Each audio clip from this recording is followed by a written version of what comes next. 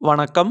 முனைவர் ராம் கணேஷ். இன்னைக்கு நாம உரைநடை பகுதியில் வீரக்கல் என்ற ராபி சேதுப்பிள்ளை அவர்கள் எழுதிய கட்டுரையை சுருக்கமாக இந்த பதிவில் பார்க்க போகிறோம்.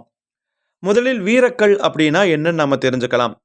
போர்க்களத்தில் எதிரிகளோடு போராடி எதிரிகளில் பல பேரை கொன்று கடைசியில் இந்த வீரனே இறந்து போயிருப்பான்.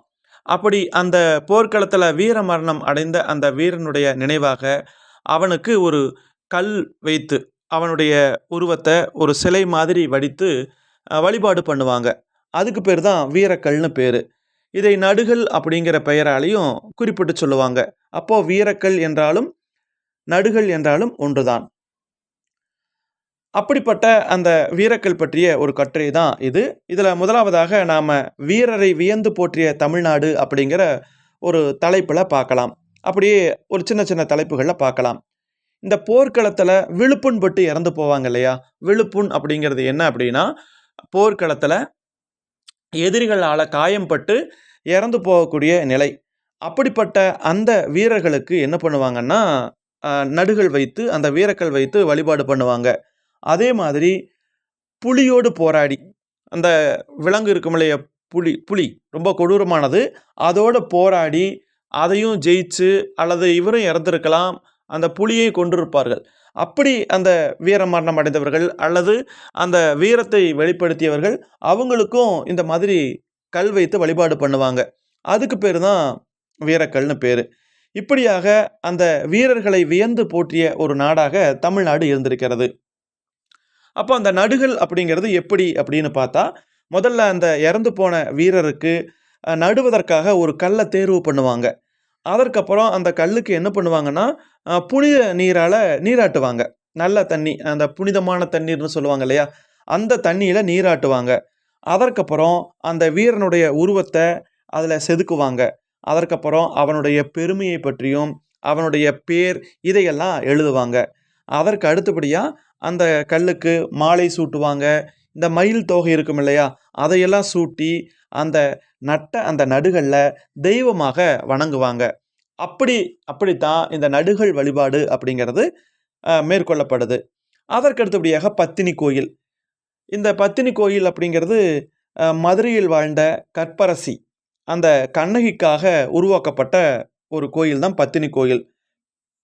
இதற்கு முன்னாடி நம்ம நடுகள் யாருக்காக நட்டாங்கன்னு பார்த்தோம்னா, தன்னுடைய வீரத்தால் இறந்து போனவங்களுக்கு.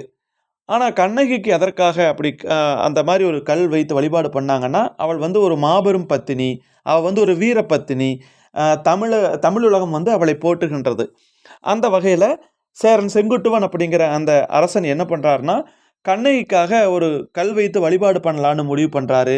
அதற்காக மலைகள்லேயே உயர்ந்து இருக்கக்கூடிய இமயமலை பகுதியில் போய் கல் எடுத்துகிட்டு வந்து, அப்புறம் ஆறுகள்லேயே சிறந்த ஆறு என்று சொல்லக்கூடிய அந்த கங்கையில் நீராட்டி அந்த கண்ணகிக்கு சிலை வைத்து அந்த வஞ்சிமா நகரத்தில் சிலை வைத்து வழிபாடு செய்தான்.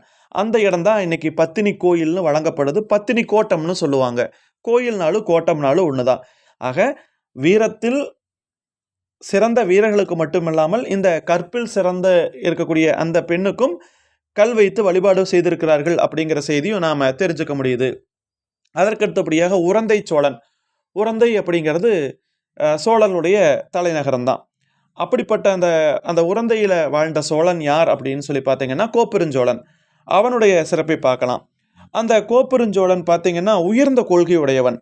அவன் வந்து ஒரு சமயம் உண்ணாவிரதம் இருந்து, அதாவது சாப்பிடாமையே இருந்து உயிர் துறந்து போயிடுறான். அதாவது உயிரை விட்டு விடுகிறான்.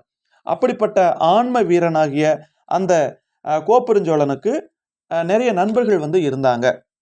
எதற்காக அவன் உண்ணா நோன்பு இருந்தான்னு பார்த்தீங்கன்னா, அவனுக்கு மக்களால் எந்த பிரச்சனையும் இல்லை, நல்ல செல்வம் சீரும் சிறப்பும் எல்லாமே இருந்துச்சு.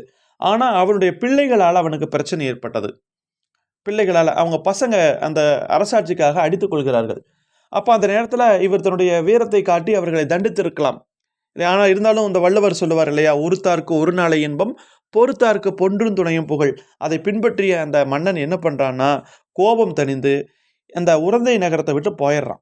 அந்த மகன்கள் மேலே, இங்கே மக்கள் அப்படின்னு நமக்கு கொடுத்துருக்கிறது இங்கே அவருடைய பிள்ளைகளை தான் குறிப்பிடுறாங்க, மற்ற குடிமக்களை குறிப்பிடலை.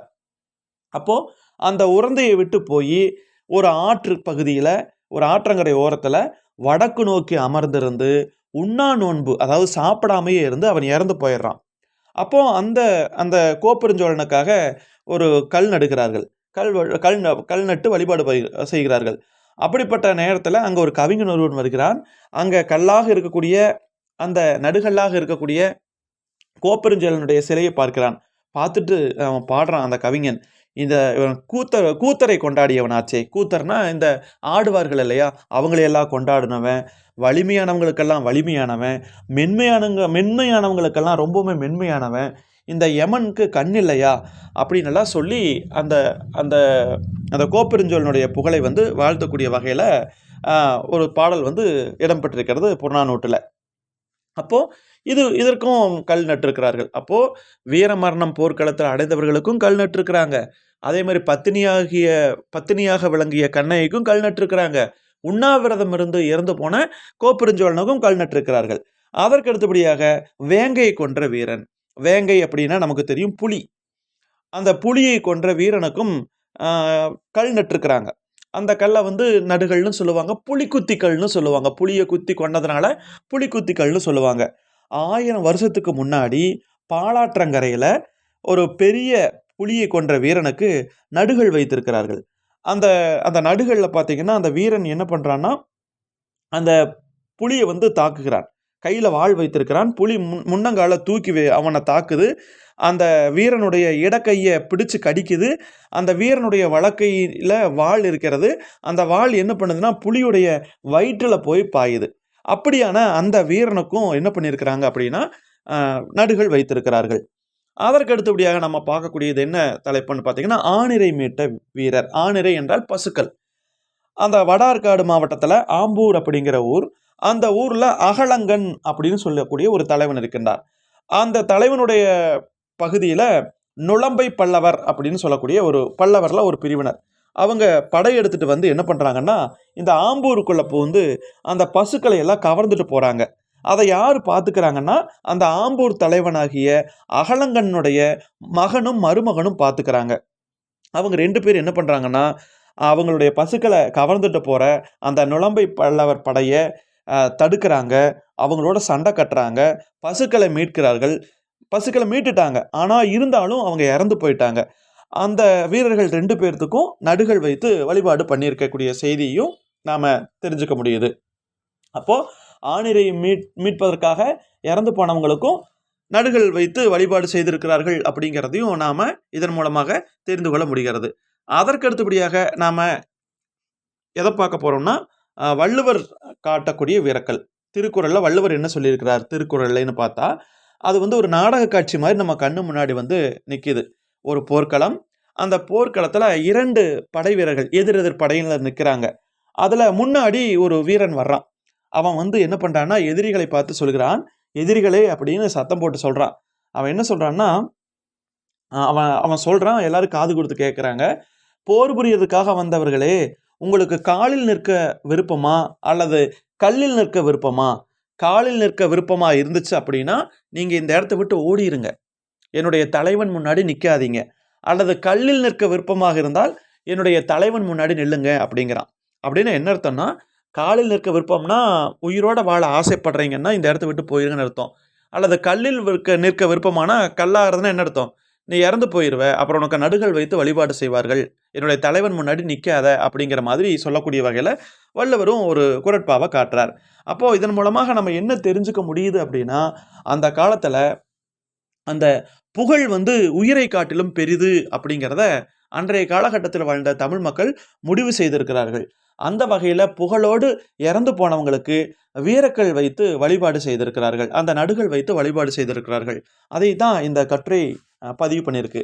அப்போது இந்த கட்டுரையில் நம்ம யார் யாருக்கெல்லாம் அந்த வீரக்கல் வைத்து வழிபாடு செய்திருக்கிறார்கள்னு பார்த்தா, போர்க்களத்தில் வீர மரணம் அடைந்தவர்களுக்கு வழிபாடு செய்திருக்கிறார்கள். அப்புறம் பத்தினியாகிய கண்ணகிக்கு அவளுடைய கற்பு திறத்துக்காக அவளுக்கு கல் வைத்து வழிபாடு பண்ணியிருக்கிறார்கள். உண்ணாவிரதம் இருந்து இறந்து போன கோப்பெருஞ்சோழனுக்காக கல் வைத்து வழிபாடு செய்திருக்கிறார்கள். அது மட்டும் இல்லாமல் புலியோடு போராடி அந்த புலியை கொன்ற வீரனுக்கு கல் வைத்து வழிபாடு செய்திருக்கிறார்கள். அதே மாதிரி ஆணிரை மீட்ட வீரர்கள், அந்த பசு கூட்டங்களை மீட்பதற்காக அதில இறந்து போனவங்களுக்கும் நடுகள் வைத்திருக்கிறார்கள் அப்படிங்கிறத தெரிஞ்சுக்க முடியுது.